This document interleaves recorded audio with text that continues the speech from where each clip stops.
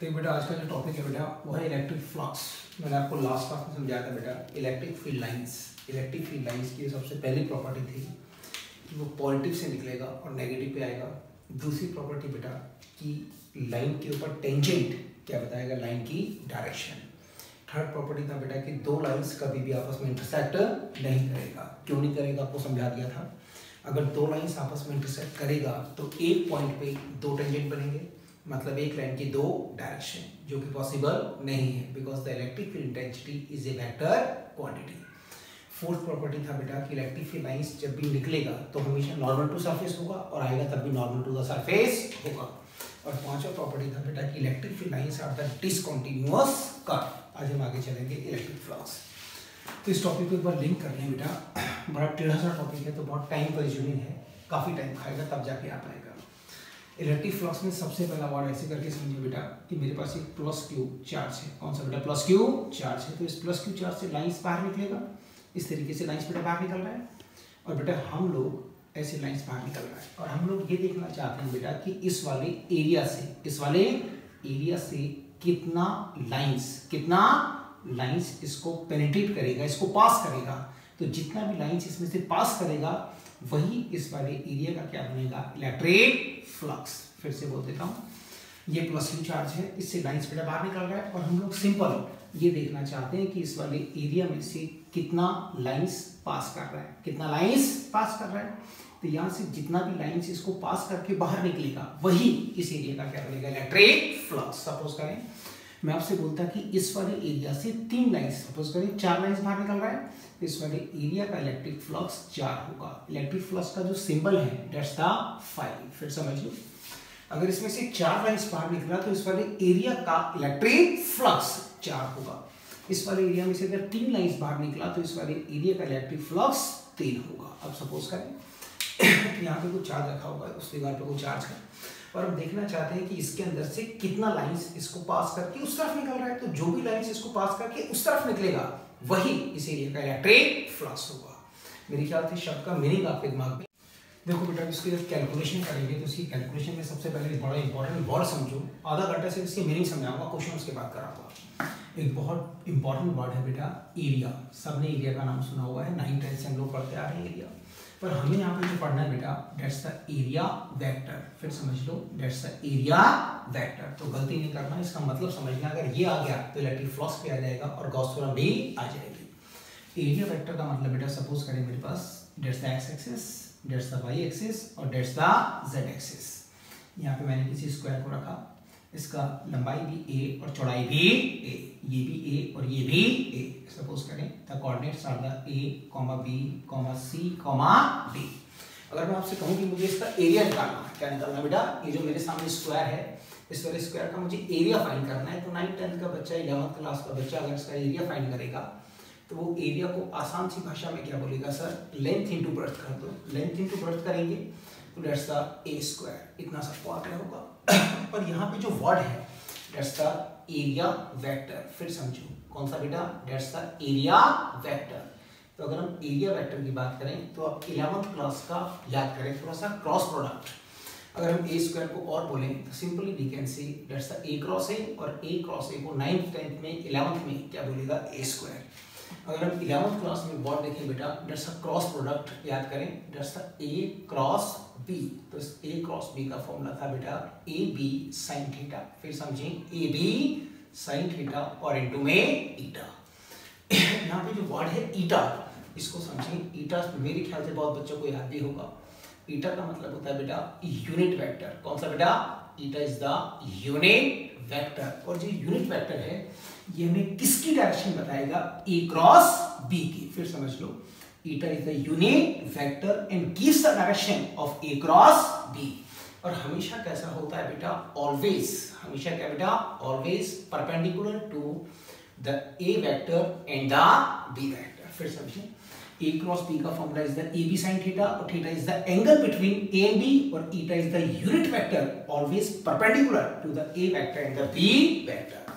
अब अगर मैं कहूं कि इसका एरिया निकालो जी, तो आप इसका अगर एरिया फाइंड करेंगे तब बोलेंगे सर इसका वेक्टर प्रोडक्ट ले लो। इसका अगर वेक्टर प्रोडक्ट लेंगे that's the BC cross CD, BC cross CD।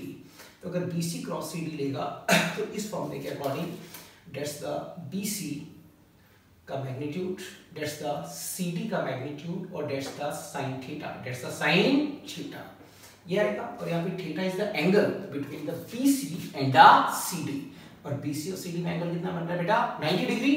यहाँ पे जो भी एंगल बनेगा दैट्स द 90 डिग्री, तो इस एंगल को हम क्या लिखेंगे 90 degree, the angle between the B vector and the C vector. और यहाँ पे जो भी आएगा that is perpendicular to the BC and the CD। फिर समझो BC एंड द CD, इसको आप ऐसे करके समझ सकते हैं बेटा कि ये ऐसे स्क्वायर रखा हुआ है। अब यहाँ पे हमें जो भी रखना है दैट्स अ स्क्वायर, यहाँ पे कोई भी स्क्वायर रख दें, तो यहाँ पे जो भी ऐसे रखा होगा स्क्वायर इस वाले प्लेन में, एक्सवाई प्लेन में, इसके ऊपर परपेंडिकुलर तो z ही होगा। इस तरीके से यहाँ पे रखेगा तो दैट्स अ परपेंडिकुलर, यानी कि दिस बेटा दैट्स अ ईटा। तो इसका मतलब क्या है बेटा कि यहाँ पे क्या आएगा वो जो BC और CD पे परपेंडिकुलर है, और वो कौन सा बेटा z एक्सिस। तो यहाँ पे z एक्सिस बोलेगा तो that's the k of cap, BC का मैग्नीट्यूड दैट्स अ a और दैट्स अ a यानी a into a यानी a into a और sin 90 is 1 और दैट्स द k कैप। तो answer is the a square और साथ में k कैप। अब दिमाग में क्वेश्चन आता है कि सर इसके ऊपर ये प्लस z भी परपेंडिकुलर है और उस तरफ को माइनस z भी परपेंडिकुलर, तो कोई दिक्कत नहीं बेटा, we can also write a square और साथ में माइनस ऑफ k कैप। जब तक ये नहीं आएगा आगे मत चलो। अगर मेरे मुंह से निकल जाए एरिया वेक्टर, कौन सा बेटा एरिया वेक्टर देखो मैंने स्क्वायर लिया ऐसे रखा XY प्लेन में और मैंने कहा कि इसका एरिया फाइंड करो, तो 9th क्लास का बच्चा क्या बोलेगा सर a स्क्वायर आएगा, पर हमें क्या पढ़ना है बेटा एरिया वेक्टर। तो एरिया वेक्टर का मतलब बेटा इसका अगर हम मल्टीप्लाई, इसका अगर क्रॉस प्रोडक्ट निकालते हैं that's a BC cross CD, और BC क्रॉस CD का मतलब हुआ बेटा BC का मैग्नीट्यूड जो कि a है और CD का मैग्नीट्यूड वो भी a है, और angle between sine BC and the CD that's 90 degree, और साथ में वो आएगा जो BC और CD पे परपेंडिकुलर होगा, और BC और CD पे परपेंडिकुलर दैट्स z एक्सिस यानी कि प्लस ऑफ z और that's a minus of z, यानी कि बेटा हम k भी ले सकते हैं और माइनस k भी ले सकते हैं। तो एरिया वेक्टर का मतलब क्या हुआ बेटा एरिया वेक्टर का मतलब बेटा सरफेस पे परपेंडिकुलर, हिंदी में याद कर लो सरफेस पे परपेंडिकुलर ऑलवेज टेकन आउटवर्ड। अगर मैं कभी भी कहूं कि एरिया वेक्टर तो आप यही समझेंगे कि सर सरफेस पे परपेंडिकुलर, रटना नहीं बिल्कुल समझना, सरफेस पे परपेंडिकुलर ऑलवेज आउटवर्ड। फिर समझा रहा हूं, आप इनवर्ड भी ले सकते हैं उससे कोई दिक्कत नहीं होती, पर जनरली मैं इसे आउटवर्ड ही लेके चलूंगा। सरफेस से परपेंडिकुलर ऑलवेज टेकन आउटवर्ड। फिर समझ लें सरफेस पे परपेंडिकुलर ऑलवेज टेकन आउटवर्ड। इसे हम सारे को सम अप कर देते हैं। अगर हम बोलता है एरिया वेक्टर तो आप यही कहेंगे सर सरफेस पे परपेंडिकुलर ऑलवेज टेकन आउटवर्ड। अब देखो बेटा अगर हम इलेक्ट्रिक फ्लक्स की बात करें तो इलेक्ट्रिक फ्लक्स का मतलब होता है बेटा ये है क्या, electric flux is the number of electric field lines, number of electric field lines passing perpendicular, passing कैसा बेटा perpendicular to the given surface. एक बार फिर से रिपीट करता हूं बेटा, number of electric field lines passing perpendicular to the given surface. अब मैं सिर्फ इसकी बात करूंगा, इन दोनों को थोड़ा थोड़ा करके मिक्स भी करूंगा। अगर मेरे मुंह से वर्ड निकल जाए इलेक्ट्रिक फ्लक्स, तो इलेक्ट्रिक फ्लक्स का मतलब ऐसे करके समझो कि ये एरिया है, इस वाले एरिया में से कितना लाइंस इसको पास करके उस तरफ को जा रहा है। अगर यहाँ से 4 लाइंस बाहर निकला तो उसका फ्लक्स कितना आएगा 4 निकला। इसमें से अगर 3 लाइंस बाहर निकला तो उसका फ्लक्स क्या बनेगा 3। आपको बोले कि एरिया वेक्टर, क्या बोले एरिया वेक्टर, तो कंफ्यूजन में नहीं बोलो, सिंपल सा वर्ड बोलो सर एरिया वेक्टर का मतलब सरफेस पे परपेंडिकुलर ऑलवेज आउटवर्ड। फिर बोल देता हूं सरफेस पे परपेंडिकुलर ऑलवेज आउटवर्ड। अब जो टॉपिक लूंगा बेटा वो है इलेक्ट्रिक फ्लक्स। अब इन सबको एक साथ मिक्स करूंगा तो आपका आएगा हम लोग क्या जो वर्ड लेके चल रहा हूं बेटा अभी फिलहाल दैट्स द एरिया वेक्टर, और इसमें आपको एक वर्ड समझ में आ चुका है, एक वर्ड कि सर एरिया तो जो निकलेगा वही निकलेगा। एरिया वेक्टर का मतलब सरफेस पे परपेंडिकुलर ऑलवेज टेकन आउटवर्ड। थोड़ा सा और बेटा शेयर कर लें इस वाले वर्ड को। सपोज करें that's x axis, that's why axis और दैट्स द जेड एक्सिस, और यहाँ पे मैंने क्या दिया बेटा एक 2D फिगर यानी कि स्क्वायर। 2D आप समझते हैं इसका लंबाई और चौड़ाई, ये स्क्वायर मान लें। इस वाले स्क्वायर का बेटा ये भी L और ये भी L, और मैं आपसे बोलता कि फाइंड द एरिया। अगर आप इसका एरिया फाइंड करेंगे तो एरिया बोलेंगे length into breadth. Length into breadth का मतलब हुआ सर एल इंटू में एल, यानी कि एल स्क्वायर ही आएगा, एरिया एल स्क्वायर ही आएगा। तो मैं आपसे बोलता बेटा कि फाइंड द एरिया वेक्टर, फिर समझिए फाइंड द एरिया वेक्टर, तो एल स्क्वायर तो आएगा साथ में, पर साथ में यहाँ पे वो आएगा जो सरफेस पे क्या हो, परपेंडिकुलर और ऑलवेज टेकन आउटवर्ड। तो अगर हम इस वाली सरफेस को देखें बेटा, तो इस वाले सरफेस पे that's the perpendicular, that's the perpendicular, और ये भी परपेंडिकुलर, कोई भी ले लो कोई फर्क नहीं पड़ता है। ये y एक्सिस पे होगा तो कंफर्म दैट्स j, और इस पे होगा माइनस ऑफ y पे तो that's the minus of j। तो we can say that's the j cap, और sometimes we can say that's the l square और माइनस का j कैप। और समझो एक बार, अगर मैं एक फिगर और ले लूं बेटा और आपसे कहूं कि फाइंड द एरिया, एक फिगर है बेटा, इसके अंदर that's x axis, that's y axis और दैट्स z एक्सिस, और यहाँ पे मैंने क्या लिया, एक सर्कल, क्या लिया बेटा, सर्कल। कौन से प्लेन में, xy प्लेन में रखा हुआ है, और उसका रेडियस कितना बेटा r, और मैं आपसे बोलूं कि find the area, find the area, तो आप आराम से बता पाएंगे सर इसका अगर एरिया फाइंड करेंगे तो इसका एरिया कितना आएगा, बोले एरिया आएगा पाई ऑफ r स्क्वायर। मेरे ख्याल से कंफ्यूजन नहीं है, पर मैं आपसे बोलता बेटा कि फाइंड द एरिया वेक्टर, फिर समझिए फाइंड द एरिया वेक्टर, तो यहाँ पे क्या आएगा, पाई आर स्क्वायर तो आएगा, पर यहाँ पे साथ में वो आएगा जो सरफेस पे परपेंडिकुलर हो और ऑलवेज टेकन आउटवर्ड। तो वही लॉजिक है बेटा कि अगर ये ऐसे करके रखा हुआ है, इस बार हमारा सर्कल इस वाले प्लेन में है जहां पे मैं फिंगर को घुमा रहा हूं, तो इसके ऊपर कौन परपेंडिकुलर है, y एक्सिस बेटा, तो इस बार क्या आएगा, प्लस ऑफ j या फिर माइनस ऑफ j, कोई भी लेके चल सकते हैं। अगर मैं इसको ऐसे ले लूं इस तरफ को, तो that's the plus of j, और नीचे को लूंगा तो ये माइनस ऑफ j, क्योंकि एरिया वेक्टर का मतलब ही क्या है, सरफेस से परपेंडिकुलर ऑलवेज टेकन आउटवर्ड। तो we can say that's the plus of j, और also we can say that's the pi of r square, और that's the minus of j। तो मेरे ख्याल से आपको शब्द समझ में आ गया होगा एरिया वेक्टर। तो एरिया वेक्टर का मतलब होता है बेटा सरफेस पे परपेंडिकुलर ऑलवेज टेकन आउटवर्ड। अब शुरू करते हैं बेटा इलेक्ट्रिक फ्लक्स को, बड़ा इंपॉर्टेंट टॉपिक है इलेक्ट्रिक फ्लक्स, अगर ये आ गया तो वो आपको अच्छे से आएगा। देखो बेटा एरिया वेक्टर के बाद जो टॉपिक रह जाएगा दैट्स द इलेक्ट्रिक फ्लक्स। अब इस टॉपिक को समझना बहुत टेढ़ा सा टॉपिक है, इसके बाद इसके न्यूमेरिकल्स कराऊंगा बहुत सारे, तो बहुत अच्छा आएगा। इलेक्ट्रिक फ्लक्स का मतलब होता है बेटा नंबर, क्या बेटा, अगर लोग पूछे कि है क्या, तो आप यही कहेंगे sir number of electric field lines, फिर समझिए number of electric field lines passing perpendicular to the given surface, passing perpendicular to the given surface। तो इलेक्ट्रिक फ्लक्स का मीनिंग क्या होगा कि sir number of electric field lines, फिर समझें क्या बेटा, number of electric field lines passing perpendicular, passing क्या बेटा, perpendicular to the given surface, और उसका सिंबल होता है बेटा फाई, और फाई को निकालने का फॉर्मूला E डॉट ए, फिर समझिए E dot A, that's the electric field, और that's not the area, that's the area vector। फिर समझ लो not the area, that's the area vector। अब देखो बेटा एरिया वेक्टर ये डॉट प्रोडक्ट है, तो सोचो इलेक्ट्रिक फ्लक्स है क्या, electric flux is a number, electric flux is a number, number यानी कि 4 हो 5 हो 6 हो 10 हो कोई भी नंबर हो, और जितने भी नंबर होते हैं they have only the magnitude, अगर ओनली द मैग्नीट्यूड यानी सिर्फ नंबर है, और जितने भी नंबर हैं वो सिर्फ मैग्नीट्यूड रखते हैं, यानी कि नंबर इज ए स्केलर। अब देखिए बेटा अगर फ्लक्स कोई पूछे कि फ्लक्स क्या है, तो आप बोलेंगे sir number of electric field lines passing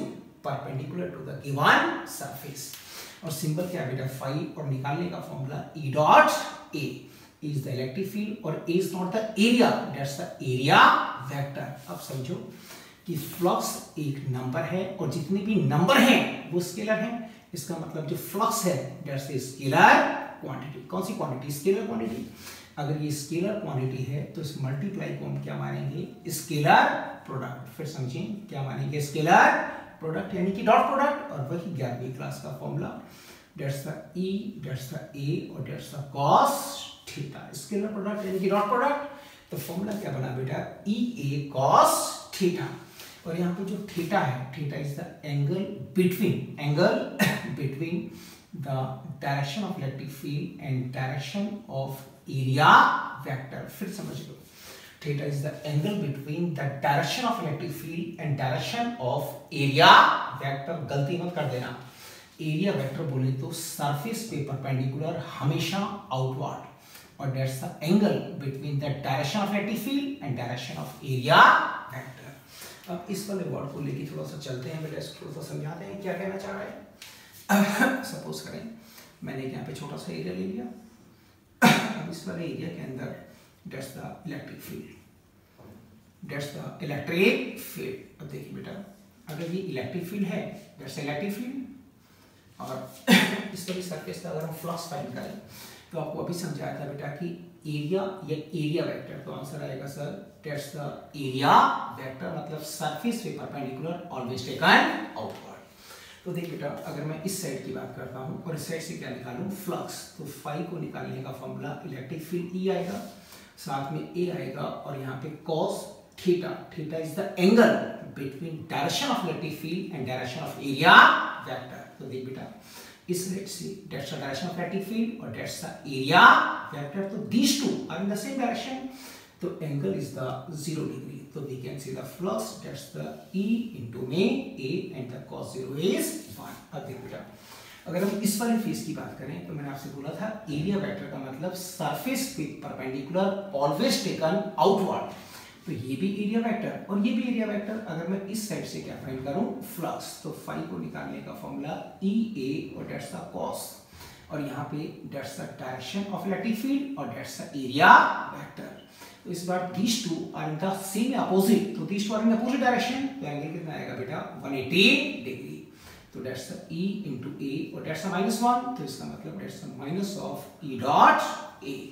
तो कंफ्यूज नहीं होना बेटा, अगर फ्लक्स नेगेटिव है, अगर फ्लक्स नेगेटिव है तो समझ जाओ कि लाइंस अंदर जा रहा है, लाइंस अंदर जा रहा है, और फ्लक्स पॉजिटिव है तो समझ जाओ लाइंस बाहर जा रहा है। फिर समझ लो, अगर फ्लक्स नेगेटिव है तो अब क्या समझोगे, सर लाइंस अंदर घुस रहा है। अगर मैं बोलता कि फ्लक्स पॉजिटिव है तो समझ जाओ कि लाइंस बाहर जा रहा है। जैसे कोई सरफेस है, इस वाली सरफेस पे इस तरफ से लाइंस आ रहा है और इस तरफ से लाइन जा रहा है, तो इस वाले फेस का फ्लक्स क्या आएगा नेगेटिव, और इस वाले फ्लक्स का फेस, इस वाले फेस का फ्लक्स पॉजिटिव।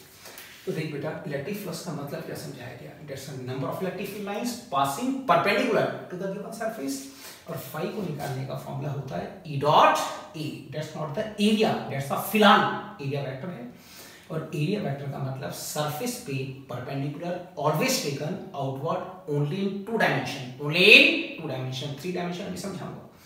तो E डॉट A यानी कि स्केलर प्रोडक्ट, क्योंकि फ्लक्स स्केलर है तो मल्टीप्लाई को क्या मानेगा स्केलर प्रोडक्ट, तो formula is the EA cos theta, और यहाँ पे theta is the angle between the direction of electric field and direction of area vector. तो फिर सामने एग्जांपल है कि अगर मैं ये सरफेस ले लूं, इस वाली सरफेस का, ये मेरे पास एक सरफेस है, मुझे इस वाली सरफेस का फ्लक्स निकालना है और इलेक्ट्रिक फील्ड ऐसे आ रहा है, तो इस वाले फेस पे 2 एरिया वेक्टर बनेंगे, एक इस तरफ को सरफेस से परपेंडिकुलर ऑलवेज आउटवर्ड, और एक उस तरफ को सरफेस से परपेंडिकुलर ऑलवेज आउटवर्ड। तो इस साइड का फ्लक्स EA cos 0, उस साइड का फ्लक्स EA cos 180 डिग्री, तो ये प्लस में आएगा और ये माइनस में आएगा।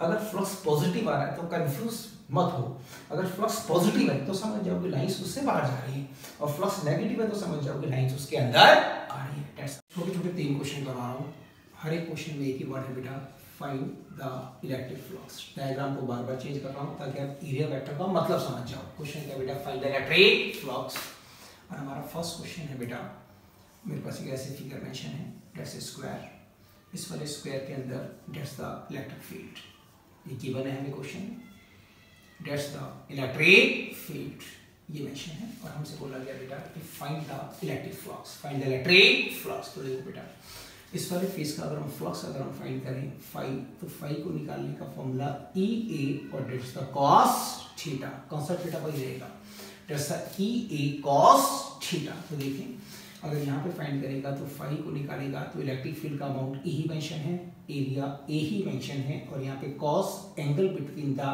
Direction of electric field and direction of area vector. तो हम यही पढ़ते आ रहे हैं कि सर एरिया वेक्टर का मतलब सरफेस पे परपेंडिकुलर ऑलवेज टेकन आउटवर्ड। तो मैंने आपको अभी कहा था कि 2D फिगर है, तो आप इस साइड मान लें, इस साइड मान लें, उससे कोई फर्क नहीं पड़ता, नेगेटिव आएगा तो मीनिंग क्या है, पॉजिटिव आएगा तो मीनिंग क्या है।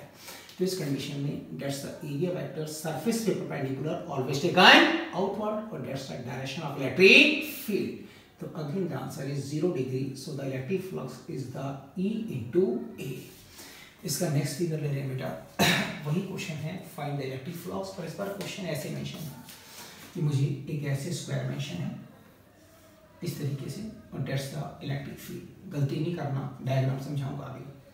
डेट्स द इलेक्ट्रिक फील्ड का ये डायरेक्शन है, that's the electric field, that's the electric field. और हमसे बोला गया बेटा कि find the flux, find the flux. तो दोनों क्वेश्चन में फर्क है बेटा, पहले एक बार फर्क को समझो। अगर हम इसका फ्लक्स फाइंड करते हैं फाई, तो फाई निकालने का फॉर्मूला वही चलेगा, डेट्स ई ए और डेट्स कॉस थीटा।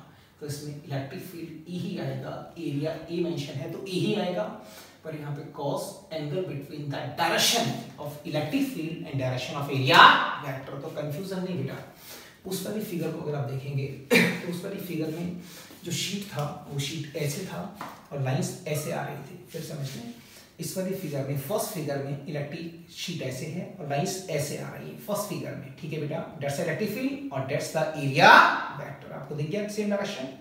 पर उसके सेकंड डायग्राम में क्या है बेटा कि डेट्स अ शीट, उस कंडीशन में शीट ऐसे मेंशन है और उस कंडीशन में शीट ऐसे मेंशन है और इस कंडीशन में शीट ऐसे मेंशन है। और डेट्स द इलेक्ट्रिक फील्ड, देखिए बेटा कैसे आ रहा है, शीट ऐसे मेंशन है।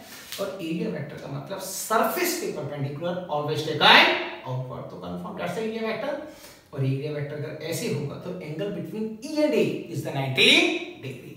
तो इस कंडीशन में ई और ए के बीच का एंगल क्या बनेगा, 90 degree. So the flux is 0। मेरे ख्याल से मीनिंग समझ में आ गया।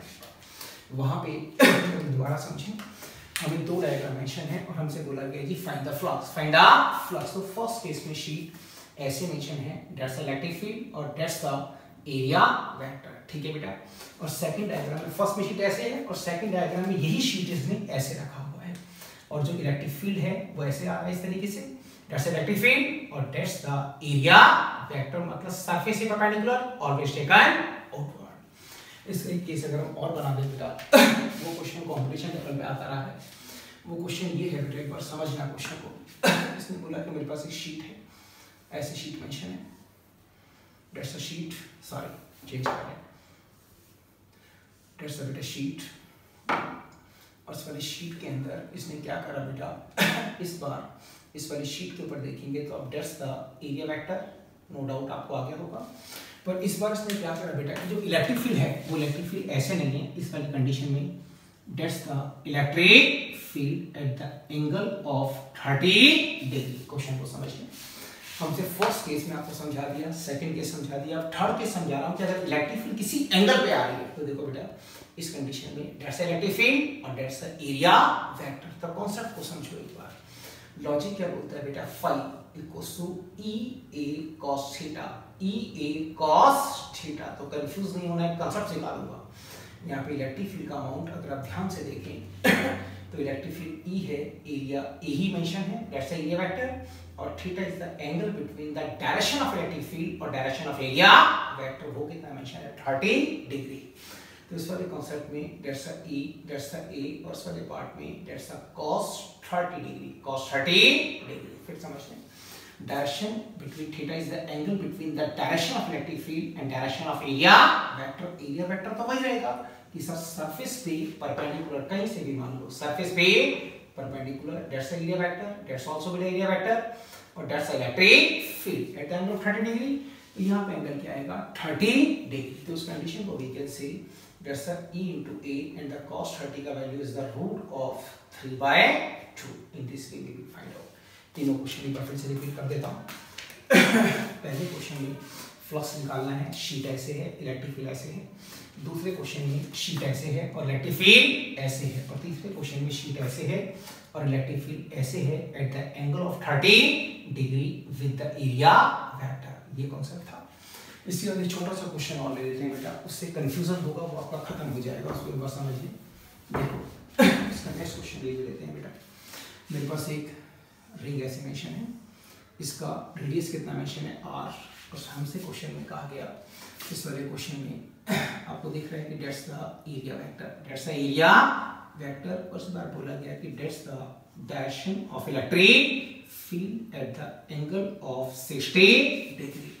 और हमसे कहा गया कि find the flux, find the flux. तो यहाँ पे अगर हम फ्लक्स को फाइंड करेंगे तो फाई का फॉर्मूला वही रहेगा ई ए कॉस थीटा।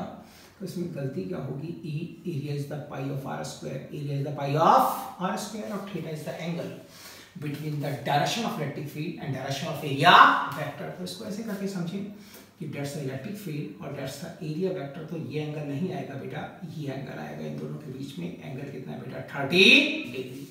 तो यहाँ पे एंगल कितना बन जाएगा बेटा, cos 30 डिग्री। अगर इसको फर्दर सॉल्व करेगा तो ई आएगा और that's the pi of r square और again that's the root of 3/2।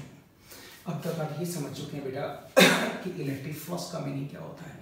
Electric flux का मतलब होता है बेटा नंबर। आपको इससे पहले एक और कॉन्सेप्ट लेंगे। अगर मेरे पास +2 चार्ज है तो उसमें से लाइंस आएगा जाएगा, तो उस वाले +2 चार्ज से लाइंस बाहर निकलेगा और हम ये देखना चाहते हैं कि इस वाले एरिया में से कितना लाइंस बाहर निकलेगा। तो उससे जितना भी लाइंस बाहर निकलेगा वही उस एरिया का क्या बनेगा, इलेक्ट्रिक फ्लक्स। तो इसका मतलब क्या हुआ, electric flux is the number of electric field lines passing perpendicular to the given surface. और उसको निकालने का फॉर्मूला होता है बेटा E A cos theta. Theta is the angle between the direction of electric field and direction of area vector. इसके ground पर कुछ आगे लेके चलेंगे।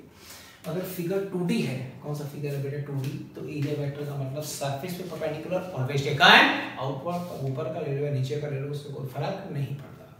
पर सरफेस अगर 3D सरफेस है, जैसे मान लीजिए मेरे पास एक क्यूब है सरेंडर है, कोई भी क्यूब हो, सरेंडर हो, कोई भी 3D फिगर हो, तो एरिया वेक्टर हमेशा आउटवर्ड ही लेते हैं, हमेशा टेकन आउटवर्ड, नॉट इनवर्ड, हमेशा टेकन आउटवर्ड। फॉर एग्जांपल जैसे मान ले यहाँ से बोलता बेटा कि मेरे पास एक फिगर है, ये क्या बेटा मेरे पास एक स्क्वायर है, ध्यान से देखें, दैट्स ए स्क्वायर, दोनों में फर्क समझा रहा हूँ। ये फिगर क्या है बेटा, स्क्वायर है। एरिया वेक्टर आप ढंग से समझ लें, फिर हम क्वेश्चन की शुरुआत करेंगे। और एक मेरे पास क्या है बेटा, क्यूब है। दोनों में फर्क आपको समझ में आता है, एक स्क्वायर है और एक क्या बेटा क्यूब है, दोनों में एक डिफरेंस है, इसका लिमिटेशन है और लिमिटेशन के अकॉर्डिंग चलेंगे। अगर ये स्क्वायर है और एक क्यूब है तो आप कहेंगे सर स्क्वायर होगा तो फिगर कौन सा बनेगा, 2 डायमेंशन, और अगर क्यूब होगा तो फिगर कौन सा बनेगा, 3 डायमेंशन। अब देखो बेटा अगर स्क्वायर होगा, एक 2D फिगर है, मतलब एक प्लेन सरफेस है, तो एरिया वेक्टर सरफेस से परपेंडिकुलर ऑलवेज टेकन आउटवर्ड, उस साइड ले लें या इस साइड ले लें कोई फर्क नहीं पड़ता। पर फिगर अगर 3D है बेटा तो अगर हम इस वाले फेस की बात करें तो इस वाले फेस का एरिया वेक्टर हमेशा आउटवर्ड, इसका एक फेस ये वाला हो गया, इस वाले फेस का area vector not inward, that's the outward, हमेशा आप ये ही लेके चलेंगे। अगर हम इस वाले फेस की बात करें तो इस वाले फेस का सरफेस पे परपेंडिकुलर ऑलवेज टेकन आउटवर्ड। अगर हम इस वाले फेस की बात करें तो सरफेस पे परपेंडिकुलर ऑलवेज टेकन आउटवर्ड। अगर हम इस वाले फेस की बात करें तो सरफेस पे परपेंडिकुलर ऑलवेज टेकन आउटवर्ड। तो बेटा मैंने आपको 15, 20, 25 मिनट का एक वर्ड समझाया एरिया वेक्टर। अगर हम इसे 12वीं क्लास में पढ़ें, 12th क्लास का पढ़ें, तो 12th क्लास में बड़े आसान से भाषा में इतना डीप नहीं जाना होता है, एक शब्द समझना होता है कि इलेक्ट्रिक फ्लक्स का मतलब number of electric field lines passing perpendicular to the given surface, और उसको निकालने का formula E A cos theta, और theta is the angle between the direction of electric field and direction of area vector. और area vector का मतलब आसान सी भाषा में सरफेस पे परपेंडिकुलर ऑलवेज टेकन आउटवर्ड। अगर 2D फिगर है तो इस साइड मान ले या उस साइड मान ले, मीनिंग इस साइड मानेगा तो फ्लक्स पॉजिटिव आएगा, फ्लक्स पॉजिटिव मतलब बाहर आ रहा है, इस साइड से मानेगा तो फ्लक्स नेगेटिव आएगा, मतलब लाइंस इसके अंदर आ रही है। पर फिगर अगर 3D है तो इसका लिमिटेशन है, एरिया वेक्टर आपको हमेशा आउटवर्ड ही मानना पड़ेगा। अब एनसीईआरटी की कुछ गंदे क्वेश्चन, बेटा ये एनसीईआरटी का सॉल्व एग्जांपल है, इसको जूम करके फाइंड, मेरे एनसीईआरटी का सॉल्व एग्जांपल है और बड़ा इंपॉर्टेंट क्वेश्चन है वाला बेटा, बहुत इंपॉर्टेंट क्वेश्चन है, एग्जाम में 4 और 5 मार्क्स के वेटेज वाला क्वेश्चन मिल जाता है कई बार। क्वेश्चन समझा देता हूँ। हमें एक क्यूब मेंशन है और क्यूब का साइड ए है, क्यूब का साइड ए है, मतलब ये भी ए, ये भी ए और ये भी ए, और एक कहाँ पे रखा है बेटा, at a gap of e unit from the origin. और मेंशन क्या है, electric field along the x axis alpha x power half, electric field along y axis is the 0 और z एक्सिस भी 0, अल्फा का वैल्यू 800 मेंशन है। और यहाँ पे x बोलने का मतलब है बेटा distance of face from the origin, cube में 6 फेस हुआ करते हैं और ए का वैल्यू कितना है 10 सेंटीमीटर। और क्वेश्चन में बोला गया find the electric flux, find the electric flux from the given data. Question को फिर समझ लें, जब तक क्वेश्चन आएगा नहीं क्वेश्चन नहीं करना, वैल्यू सारी आपको लिखवा दी गई है। एक क्यूब मेंशन है और क्यूब का साइड ए यूनिट्स, क्यूब का साइड कितना है बेटा ए यूनिट्स। एक्स एक्सिस का electric field is the alpha x का power half, electric field of y axis is 0 और जेड एक्सिस इज आल्सो 0। मतलब इलेक्ट्रिक फील्ड खाली एक्स एक्सिस पे है, वाई पे कोई इलेक्ट्रिक फील्ड नहीं है, जेड पे कोई इलेक्ट्रिक फील्ड नहीं है। अल्फा का वैल्यू 800 है, x is the distance of face from the origin, यानी क्यूब में 6 फेस हैं तो इस फेस का गैप ओरिजिन से ए है और इस फेस का गैप ओरिजिन से 2 है। और हमसे बोला गया find the electric flux from the given data. Question को बड़े ध्यान से समझना, इस क्वेश्चन को बड़ा डीप जाके समझना, तब आप इस क्वेश्चन को कर पाएंगे। इसकी वैल्यूज को मैं ऊपर लिख रहा हूँ ताकि आपको क्वेश्चन आराम से करवा पाऊँ। इस क्वेश्चन में जो मेंशन है देखने एक बार, हमें क्यूब क्वेश्चन मेंशन है और हमसे बोला गया कि electric field along the x axis that's the alpha of x का power half, electric field y axis पे 0 है, इलेक्ट्रिक फील्ड जेड एक्सिस पे भी 0 है। अल्फा का वैल्यू 800 मेंशन है, न्यूटन पर कूलम मीटर का पावर हाफ। अगला वर्ड बेटा ए का वैल्यू 10 सेंटीमीटर और बेटा find the electric flux, find the electric flux. अगर ये क्वेश्चन आ गया 15 मिनट खाएगा, 20 मिनट खाएगा एक ही क्वेश्चन, इसके बाद फिर आप और क्वेश्चन को 2-2 मिनट में कर पाएंगे। ई of x that's alpha x की पावर हाफ, हमें डायग्राम मेंशन है और हमसे कहा गया बेटा कि find the electric flux from the given cube, from the given data. तो देखो बेटा बड़े ध्यान से पहचानो इलेक्ट्रिक फील्ड है कौन से एक्सिस पे, तो आंसर आएगा sir electric field x axis पे है, मतलब लाइंस एक्स एक्सिस पे आ रही है, वाई पे कोई इलेक्ट्रिक फील्ड नहीं है और जेड पे कोई इलेक्ट्रिक फील्ड नहीं है। तो आंसर क्या मिला सर, इलेक्ट्रिक फील्ड ऐसे आ रही है अलोंग द एक्स एक्सिस, इस तरीके से इलेक्ट्रिक फील्ड सिर्फ एक्स एक्सिस पे है, इस तरफ कोई इलेक्ट्रिक फील्ड है। ट्यूब के 6 फेस हुआ करते हैं, कितने फेस होते हैं बेटा 6, तो इलेक्ट्रिक फील्ड सिर्फ कौन सा एक्सिस पे है एक्स एक्सिस। तो इसका मतलब जैसे मेरे हाथ में क्यूब को मान लें, इस वाले क्यूब को अगर आप देखें तो एक फेस इस साइड, एक फेस इस साइड, एक फेस उस साइड, एक फेस इस साइड, एक फेस ऊपर और एक फेस नीचे। और इलेक्ट्रिक फील्ड सिर्फ एक्स एक्सिस पे, सिर्फ कौन सा एक्सिस एक्स एक्सिस। तो जो इलेक्ट्रिक फील्ड है वो एक्स एक्सिस को क्रॉस कर रहा है, मतलब इलेक्ट्रिक फील्ड अगर ऐसे आ रहा है तो वो इस वाले फेस को क्रॉस करेगा, मतलब इस वाले फेस को पास करेगा और एक इस वाले फेस को पास करेगा। फिर समझ लें हमें एक डायग्राम मेंशन था और हमसे बोला गया कि इलेक्ट्रिक फील्ड एक्स एक्सिस पे है, वाई पे नहीं है, जेड पे नहीं है। 2 फेस वाई एक्सिस पे होते हैं और 2 फेस जेड एक्सिस पे होते हैं और 2 फेस एक्स एक्सिस पे होते हैं क्यूब के। अब इलेक्ट्रिक फील्ड अगर एक्स एक्सिस पे है, वाई पे कोई इलेक्ट्रिक फील्ड नहीं है, मतलब 2 फेस से कोई लाइन पास नहीं करेगा।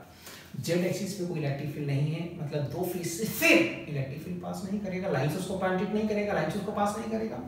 इलेक्ट्रिक फील्ड सिर्फ एक्स एक्सिस पे है, इलेक्ट्रिक फील्ड अगर सिर्फ एक्स एक्सिस पे है तो सिर्फ 2 फेस को तो क्रॉस करेगा, 2 फेस में तो छेद बनाएगा, मतलब इस वाले फेस को क्रॉस करेगा और एक इस वाले फेस को क्रॉस करेगा। Now the question is find the electric flux. तो हम काम करते हैं, हमें अब तक इतना समझ में आ चुका कि इलेक्ट्रिक फील्ड अगर एक्स एक्सिस पे है तो वो सिर्फ 2 फेस को ही क्रॉस करेगा। तो हम एक तो फ्लक्स इस वाले फेस का फाइंड कर लेते हैं और एक फ्लक्स इस वाले फेस का फाइंड कर लेते हैं, क्योंकि फ्लक्स बेटा 2 ही फेसेस के अंदर है। अगर हम फाइंड करते हैं इलेक्ट्रिक फ्लक्स तो फाई निकालने का फॉर्मूला दैट्स द ई ए और दैट्स द cos थीटा, जो पढ़ते आ रहे हैं उसी को कंसंट्रेट करना।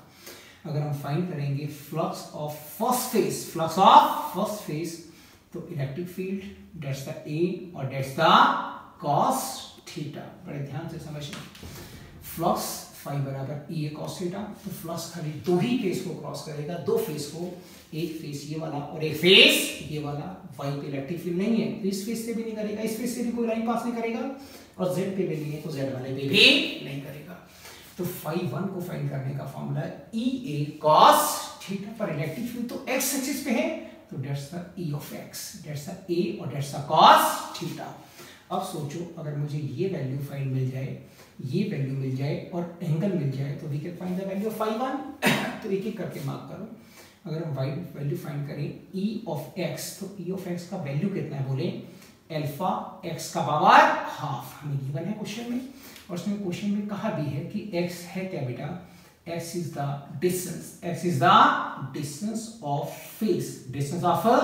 Face from the origin. फिर समझिए, distance of face from the origin, और इसके अंदर ये वाला फेस है तो इस वाले फेस का गैप ओरिजिन से कितना मेंशन है, a, और इस वाले फेस का गैप ओरिजिन से कितना मेंशन है, a ये और a ये, यानी कि ट्वाइस ऑफ a।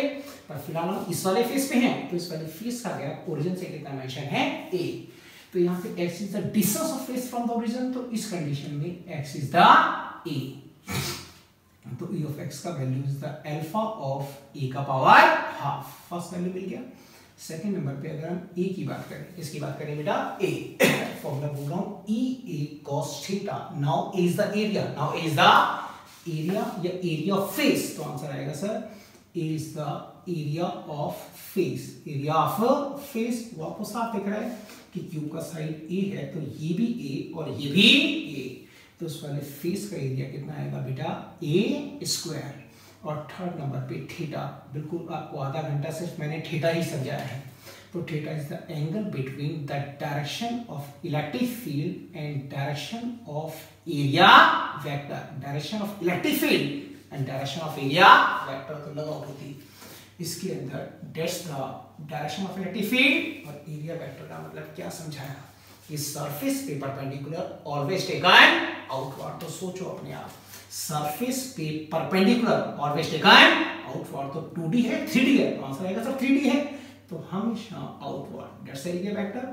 तो इस वाले फेस पे these two are in the opposite direction, तो angle is the 180 degree. Simply values को पुट कर दें तो phi of 1 e of x is the alpha of a का पावर हाफ, और that's the a square, और that's the cos 180 degree, cos 180 यानी कि -1, तो that's the minus of alpha, और a का पावर कितना आएगा बेटा 5/2, हाफ प्लस 1 करेंगे तो 5/2 आएगा, तो that's the phi of 1 in the same way. Similarly अगर हम अगली वैल्यू को फाइंड करें बेटा phi of 2, यानी सेकंड वाले फेस का फेस फ्लक्स, तो फॉर्मूला वही आएगा, that's the EA और that's the cos थीटा, पर that's the E of x।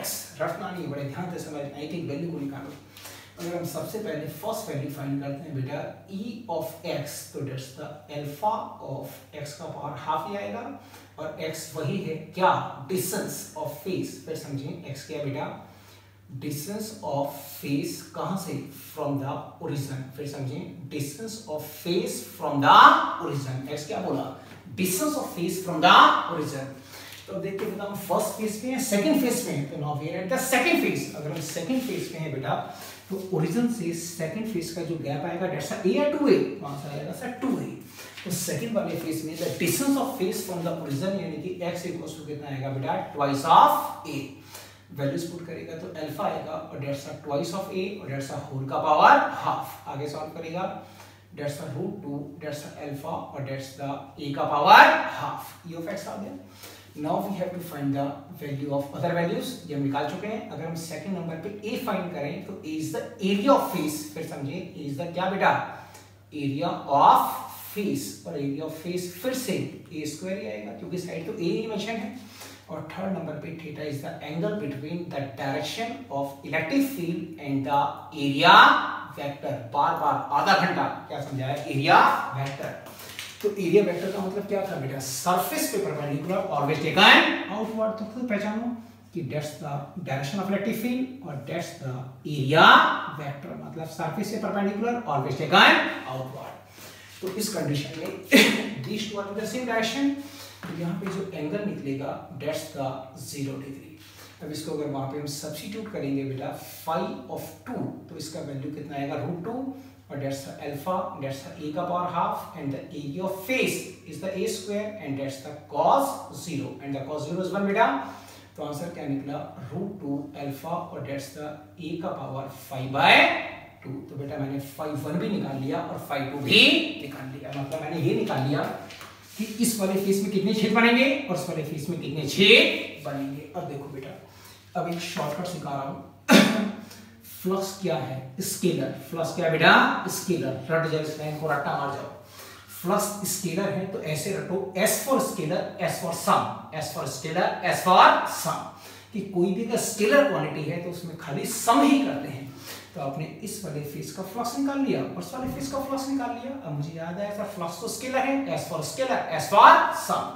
तो अगर हम क्या फाइंड करें बेटा, टोटल फ्लक्स, क्या निकालें, टोटल फ्लक्स। तो फ्लक्स स्केलर है तो S for scalar, S for sum. तो flux of first face plus flux of second face और दैट्स द टोटल फ्लक्स। अब इसकी वैल्यूज को अगर हम पुट करेंगे तो माइनस ऑफ अल्फा और दैट्स द a का पावर 5/2 और दैट्स द √2 ऑफ अल्फा और दैट्स द a का पावर 5/2 कॉमन निकाल दें। अल्फा a का पावर 5/2 कॉमन आ जाएगा और दैट्स द -1 और प्लस का √2। अल्फा का वैल्यू 800 मेंशन है, कितना मेंशन है, 800, और a कितना बेटा, 10 सेंटीमीटर। 10 सेंटीमीटर मतलब 0.1 मीटर और दैट्स द 5/2 और दैट्स द -1 प्लस 1.414 तो दैट्स द 800 और दैट्स द 0.1 का पावर 5/2 और that's the 0.414 that's the total flux units. सबको आती है यार, E cos थीटा की कोई यूनिट होती नहीं।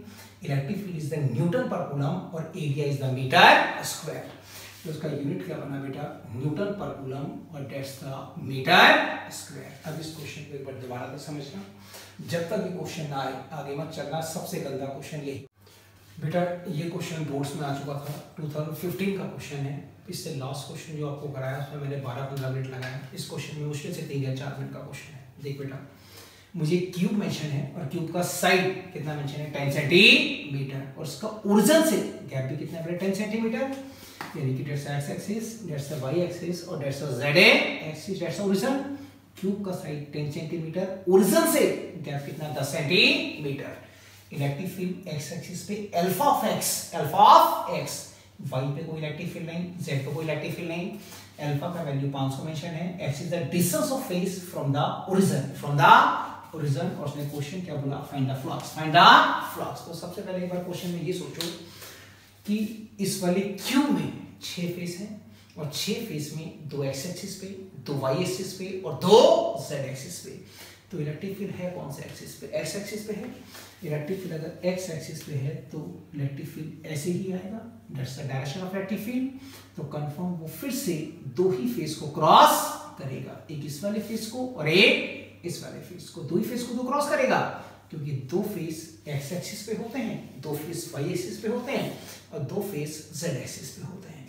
तो बेटा इस बार खाली 2 ही फेस को क्रॉस करेगा, इस वाले फेस को और इस वाले फेस को, यानी कि लाइंस जो छेद बनाएंगी वो खाली 2 ही फेस में बनाएंगी, फर्स्ट और सेकेंड। तो हम वही काम करेंगे बेटा, थोड़ा शॉर्ट मारूंगा। अगर हम फर्स्ट फेस का फ्लक्स निकालें तो अपनी अपनी बुद्धि लगाओ। फाई निकालने का फॉर्मूला दैट्स द EA और दैट्स द cos थीटा, जो पढ़ते आ रहे हो, EA और दैट्स द cos थीटा। तो सोचिए बेटा, अगर फाई ऑफ 1 को निकालेगा तो कंफर्म एक्स एक्सिस का इलेक्ट्रिक फील्ड, अब जो आपको दिख रहा है, अब वही वैल्यूज को बेटा फाइंड कर लें। E ऑफ x का वैल्यू क्वेश्चन में अल्फा ऑफ x मेंशन है और x का मतलब क्या है बेटा, द डिस्टेंस ऑफ फेस। रटना नहीं, क्वेश्चन को खूब दबा के समझना। x क्या है बेटा, distance of face. Distance of face कहां से, फ्रॉम द ओरिजिन। x क्या बोला, distance of face from the origin. ये फाइंड कर लो, ये फाइंड कर लो और ये फाइंड कर लो, तो आंसर आ जाएगा। यहाँ पे अल्फा और x is the distance of face from the origin, और फर्स्ट फेस का गैप कितना है बेटा, 10 सेंटीमीटर। तो एक्स का वैल्यू 10 सेंटीमीटर यानी कि 0.1 मीटर। तो एक्स अल्फा और दैट्स 0.1, ये ऑफ एक्स आ गया। अब सेकंड नंबर पे अगर हम ए फाइंड करें तो ए इज द एरिया, तो आपको साफ दिख रहा है कि सर ये भी 10 सेंटीमीटर और ये भी 10 सेंटीमीटर। तो 10 सेंटीमीटर मतलब 0.1 और ये भी 0.1, तो एरिया कितना आएगा, 0.1 का होल स्क्वायर। और थर्ड नंबर पे क्या फाइंड करेंगे, थीटा, और theta is the angle between direction of electric field and direction of area vector. आपको खूब दबा के समझा दिया गया है, डायरेक्शन ऑफ इलेक्ट्रिक फील्ड और एरिया वेक्टर का मतलब सरफेस पे परपेंडिकुलर ऑलवेज टेकन आउटवर्ड इन 3D। 2D में आप कहीं भी मान सकते हैं, और 3D फिगर है तो सरफेस पे परपेंडिकुलर ऑलवेज आउटवर्ड, तो confirm that's the area vector and these two are in the opposite direction. तो एंगल क्या बनेगा बेटा, 180 डिग्री। वैल्यूज को पुट कर दें। phi of 1 is the that's the alpha, that's the 0.1. Alpha का वैल्यू बाद में पुट कर देंगे. एरिया इज द 0.1 का whole square and the cos 180 is the -1, तो माइनस ऑफ अल्फा और 0.1 का होल क्यूब. तो वैल्यू कौन सा आ गया? Phi of 1. ऐसे हम क्या फाइंड करेंगे? Phi of 2. अगर हम इस वाले फेस का क्या निकालें बेटा? फ्लक्स, यानी कि बेटा फाई ऑफ 2 को अगर हम फाइंड करें तो E आएगा, A आएगा और डेट्स अ cos थीटा. तो E थोड़ी आएगा, E ऑफ x आएगा. x एक्सिस का इलेक्ट्रिक फील्ड है. अब बिल्कुल शॉर्ट मार के समझा रहा हूं. E of x that's the alpha of x, और x है क्या? Distance of face from the origin. तो खुद सोचो यार, अब हम अगर इस वाले फेस पे हैं तो 10 सेंटीमीटर ये और 10 सेंटीमीटर ये. तो इस बार distance of face from the origin यानी कि डेट्स 20 सेंटीमीटर और 20 सेंटीमीटर बोले तो 0.2 मीटर. तो इसका वैल्यू आ गया अल्फा और डेट्स द 0.2. ये ऑफ x आ गया. सेकंड नंबर पे हम क्या फाइंड करेंगे? एरिया. अगर हम एरिया को फाइंड करेंगे तो वही क्वेश्चन जो आप पढ़ते आ रहे हैं बेटा बार बार. अगर ये क्यूब होगा तो ये भी 10 सेंटीमीटर और ये भी 10 सेंटीमीटर, तो 0.1 और 0.1 तो अगेन डेट्स द 0.1 का होल स्क्वायर. और थर्ड नंबर पे क्या फाइंड करेंगे? थीटा. तो theta is the angle between the direction of electric field and the direction of area vector. सारा खेल ही एरिया वेक्टर का है. तो बेटा एरिया वेक्टर का मतलब क्या समझाया था कि सर सरफेस पे परपेंडिकुलर ऑलवेज टेकन आउटवर्ड. तो दैट्स एरिया वेक्टर और दैट्स इलेक्ट्रिक फील्ड. तो now this two are in the same direction. तो एंगल इज द 0 डिग्री. इसको यहां पुट करेंगे तो फाई ऑफ 2 का वैल्यूज E ऑफ x यानी कि अल्फा डेट्स 0.2 और एरिया का वैल्यू इज द 0.1 का whole square and the cos 0 is the 1. तो फाई 1 भी आ गया और फाई 2 भी आ गया. अब प्रैक्टिकली सोचते जाओ. मैं तो ये बोलता कि find the total flux, find the total flux. तो ये दिमाग में है कि सर फ्लक्स स्केलर है और S for scalar S for sum. तो एज फॉर सम यानी कि फर्स्ट फेज का फ्लक्स जमा सेकंड फेज का फ्लक्स और टेस्ट द टोटल फ्लक्स यानी कि एज फॉर स्केलर और एज फॉर सम. तो फर्स्ट फेज का वैल्यू था अल्फा और दैट्स द 0.1 का होल क्यूब, 0.1 का होल क्यूब और साथ में क्या था बेटा? माइनस. तो आगे माइनस भी लगा लें और दैट्स द प्लस में दैट्स द अल्फा. नहीं बेटा अल्फा और डेट्स 0.2 और इसका वैल्यू कितना बेटा? 0.1 का होल स्क्वायर. अब इसको अगर प्रॉपर सॉल्व करेगा तो अल्फा कॉमन निकाल ले और 0.1 का होल स्क्वायर भी कॉमन निकाल ले. ये तीन बार है बेटा. तो माइनस में कितना बचेगा? 0.1 और प्लस का 0.2. फर्दर सॉल्व करेगा डेट्स अल्फा और डेट्स 0.1 का होल स्क्वायर और यहाँ पे कितना बचेगा बेटा? 0.1. मल्टीप्लाई कर दे. ये कितना बेटा? 500 और डेट्स द 0.1 का whole cube and the units are the newton per coulomb और डेट्स द मीटर स्क्वायर. ये सेकंड क्वेश्चन था, बड़ा इंपॉर्टेंट क्वेश्चन है बेटा. हमसे बोला गया find the flux, find the flux. तो रट जा क्वेश्चन को. खाली फ्लक्स दो ही फेस को क्रॉस करेगा क्योंकि ये क्यूब है बेटा और इलेक्ट्रिक फील्ड सिर्फ एक्स एक्सिस पे है. क्यूब में 6 फेस होते हैं. 2 फेस एक्स एक्सिस पे होते हैं, 2 फेस वाई एक्सिस पे होते हैं और 2 फेस जेड एक्सिस पे होते हैं. तो इलेक्ट्रिक फील्ड सिर्फ एक्स एक्सिस पे है तो एक्स वाली फेस को क्रॉस करेगा, मतलब खाली 2 फेस में लाइंस छेद बनाएगी और किसी फेस में लाइंस छेद नहीं बनाएगी. अब देखो बेटा इसका नेक्स्ट क्वेश्चन ले रहे हैं. बड़ा इंपॉर्टेंट क्वेश्चन है, वो भी क्वेश्चन को समझना एक बार. जो क्वेश्चन अब करा रहा हूँ ये भी एनसीईआरटी का सॉल्व एग्जांपल है. अगर ये आ गया तो मजा आ जाएगा आज बेटा. हमें डायग्राम मेंशन है बेटा. मेरे पास क्या बेटा? Hollow cylinder. बस रटना नहीं क्वेश्चन को खाली समझते जाएं. मेरे पास क्या बेटा? हॉलो सिलेंडर और उसका रेडियस कितना मेंशन है बेटा? 5 सेंटीमीटर. क्वेश्चन को समझ लें. मेरे पास एक हॉलो सिलेंडर, क्या मेंशन है? हॉलो सिलेंडर है. आर कितना बेटा? 5 सेंटीमीटर. और मुझे ये मेंशन है कि electric field is the 200 I newton per coulomb और एक मेंशन है electric field is the -200 I newton per coulomb. दो चीजें हैं. 200 I newton per coulomb and second is the -200 I newton per coulomb. और क्वेश्चन में बोला गया find the electric flux. Question को फिर समझ लो. मेरे पास क्या बेटा? हॉलो सिलेंडर, क्या मेंशन है? हॉलो सिलेंडर जिसका रेडियस 5 सेंटीमीटर है और उसने कंफ्यूजन क्या दे दिया कि इलेक्ट्रिक फील्ड ये भी दे दिया और ये भी दे दिया और हमसे बोला गया फाइंड द इलेक्ट्रिक फ्लक्स. अब समझो इस क्वेश्चन को. अगर इसका मतलब समझ गया तो क्वेश्चन समझ जाएगा. पहले समझो बेटा फर्स्ट नंबर पे इलेक्ट्रिक फील्ड का वैल्यू कितना है बेटा? 200 और साथ में I न्यूटन पर कूलम। इसका मतलब क्या है बेटा? इसका मतलब है बेटा कि अमाउंट ये है, अमाउंट ये है और ये डायरेक्शन है। मतलब इलेक्ट्रिक फील्ड का अमाउंट 200 न्यूटन पर कूलम किस साइड? I यानी कि एक्स एक्सिस कौन सा, प्लस या माइनस? तो आंसर आएगा सर प्लस। तो इसका मतलब क्या है बेटा? The amount of electric field is the 200 newton per coulomb किस साइड? अलोंग क्या बेटा? अलोंग द I बोले तो plus of x axis, along the plus of x axis. जब तक इसका मतलब ना आए तो इसको मत करना।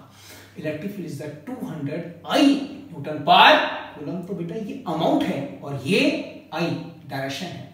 तो amount is the 200 newton per coulomb along the I यानी कि प्लस ऑफ एक्स एक्सिस। तो देखिए बेटा सेकंड नंबर पे अगर आप समझें तो इसमें और कंफ्यूजन डाल दिया कि electric field is the -200 I newton per coulomb. इसका भी मतलब समझो।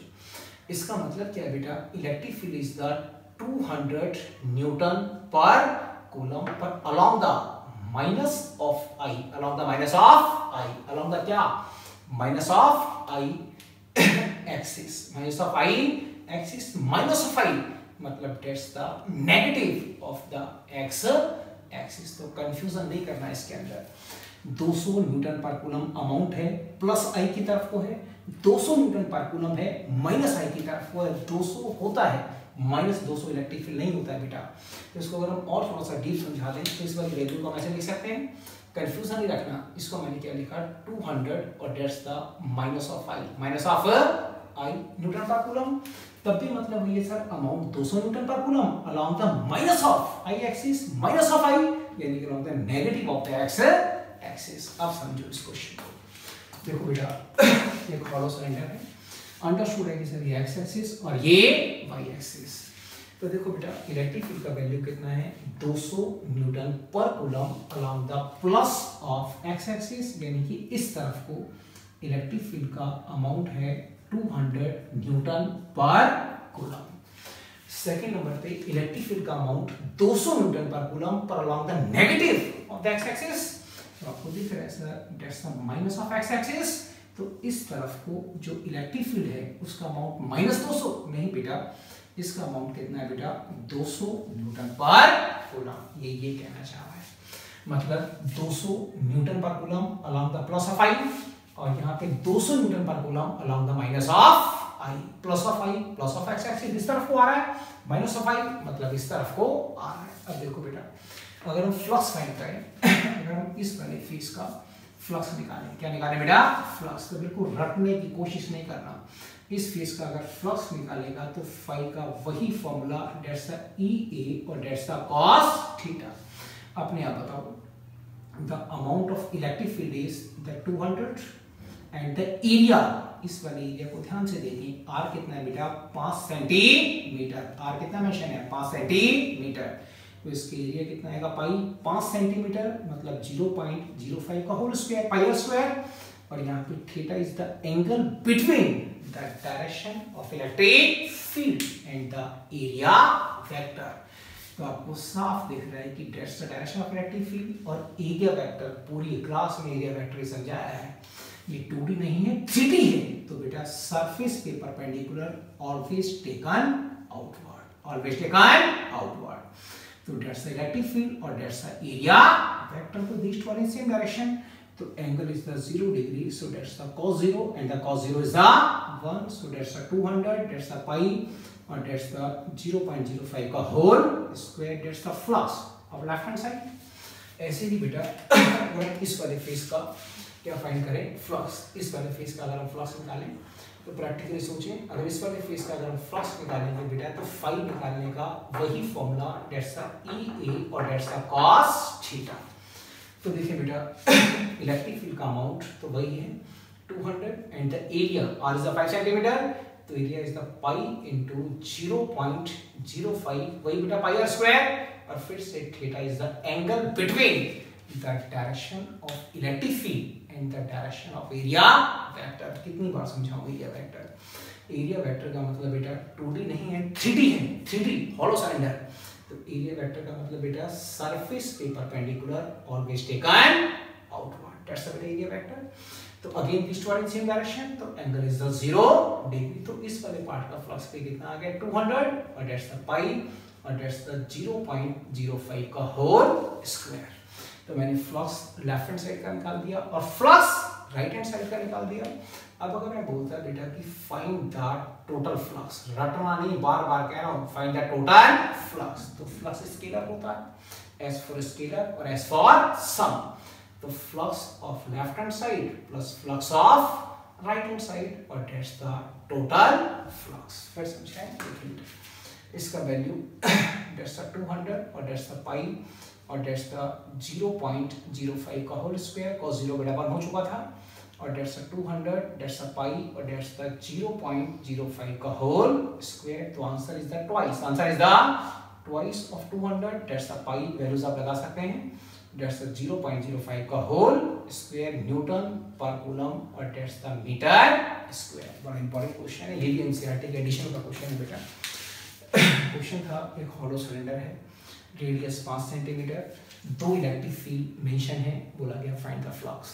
इसका मतलब 200 newton per coulomb along the plus of x axis और इसका मतलब 200 newton per coulomb along the minus of x axis. Electric field negative में नहीं होता है।